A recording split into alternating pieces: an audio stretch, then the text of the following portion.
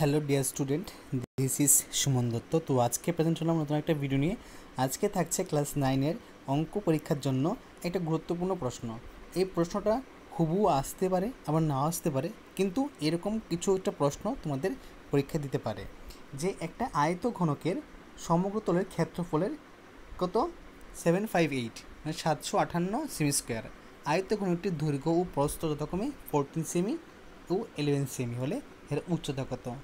আমি বারে বারে বলছি কিন্তু যে এই প্রশ্নটা কিন্তু সেম টু সেম আসতে পারে আবার না আসতে পারে, কিন্তু এরকম টাইপের প্রশ্ন থাকবে যেখানে তোমাদেরকে ঘুরিয়ে ঘুরিয়ে প্রশ্ন করবে, কিন্তু ইজি প্রশ্ন। তোমরা খুব ভালো করে দেখো এখানে কি বলেছে যে আয়ত ঘনকের সমগ্রতলের ক্ষেত্রফল কত এত।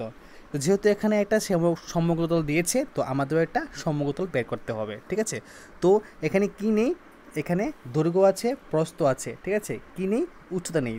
তো সবার আগে আমি এখানে লিখতে পারি যে মনে করি আয়তঘনটির উচ্চতা কত এইচ, ঠিক আছে।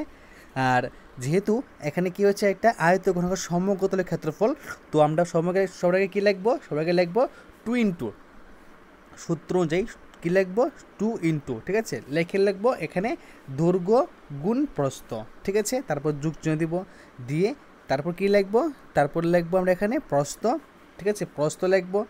এই প্রস্থটা লিখবো, প্রস্থ কত এখানে 14, আর উচ্চতা কত উচ্চতা 11, ঠিক আছে। আমরা এখানে 11 ধরবো, ওকে। তো সাথে কিন্তু এইচ লিখবো, ওকে।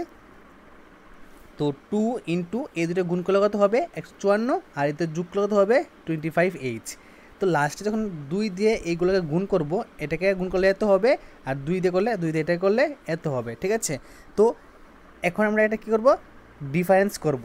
তারা কি দিয়েছে 758, আমাদের কত বেরিয়েছে, আমাদের বেরিয়েছে এখানে 308 প্লাস 50H, ঠিক আছে। তো তাদের সাথে আমরা কম্পেয়ার করব, করার পর এই যে সংখ্যাটা আছে এটাকে আমরা এদিকে নিয়ে নেব। দেখো নিয়ে নিয়েছি মাইনাস করে, ঠিক আছে। এখানে 50H আছে, এখানে কত হবে 450, 450কে 50 দিয়ে ভাগ করে কত হবে 9, ঠিক আছে। আমাদের কী বাকি ছিল বের করার জন্য, উচ্চতা। তো কী হবে, উচ্চতা হবে 9। তো এখানে উচ্চতা কত হবে, এখানে উচ্চতা হবে 9, ওকে। তো প্রশ্ন উত্তরটা কত হবে 9 হবে। সেমভাবে আমি তোমাদেরকে বলছি আবার যে এই প্রশ্নটার মধ্যে তোমাদেরকে এইটা না হইতে পারে, মানে দৈর্ঘ্য না হইতে পারে, প্রস্থ না হইতে পারে। সেম যেমন এখানে উচ্চতা দেয়নি, সেরকমভাবে এখানে দৈর্ঘ্য না হইতে পারে, প্রস্থ দিতে না পারে, ঠিক আছে।